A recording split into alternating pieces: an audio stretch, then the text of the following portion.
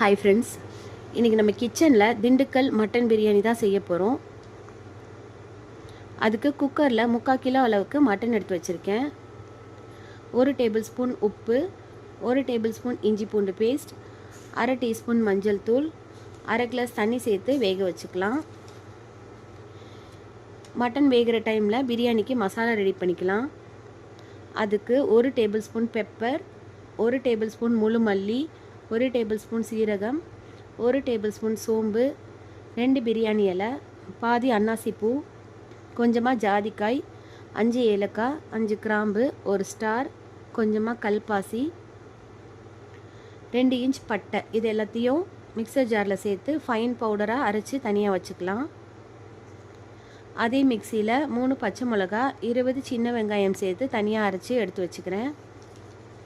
பிரியாணி செய்கிறதுக்கு பேனில் 3 table spoon அளவுக்கு நெய் சேர்த்துக்கிறேன். 5 டேபிள் ஸ்பூன் கடலெண்ணெய் சேர்த்துட்டு சூடானதுக்கப்புறம் 2 வெங்காயத்தை ஸ்லைஸ் பண்ணி சேர்த்துக்கலாம்.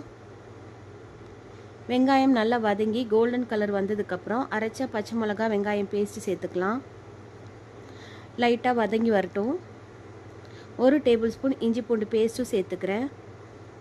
வெங்காயம் இஞ்சி பூண்டு பேஸ்ட் எல்லாம் நல்லா சுருண்டு வந்ததுக்கப்புறம் அரைச்ச ட்ரை மசாலாலேருந்து 80% மட்டும் சேர்த்துக்கிறேன். எனக்கு கரெக்டாக இருந்துச்சு.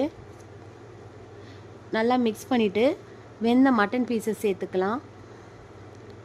1 கை புதினா, 1 கை அளவுக்கு மல்லி இலை, 4 டேபிள் ஸ்பூன் தயிர், இது எல்லாத்தையும் நல்லா மிக்ஸ் பண்ணிக்கலாம்.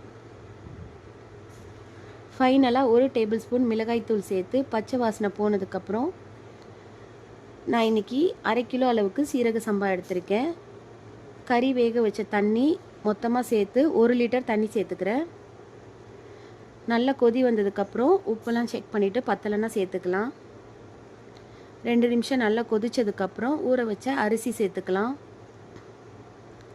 அரிசி நல்லா கொதி வந்ததுக்கப்புறம் சிம்மில் 7 நிமிஷம், தம்மில் 7 நிமிஷம் வச்சுக்கலாம். ஃபைனலாக 1 டேபிள் ஸ்பூன் நெய், கொஞ்சமாக புதினா மல்லியில் தூவிக்கிறேன். இப்போ சூப்பரான திண்டுக்கல் தலப்பாக்கட்டி மட்டன் பிரியாணி ரெடி ஆயிடுச்சு. இப்போ டேஸ்டியான பிரியாணியை சாப்பிட்டு என்ஜாய் பண்ணலாம்.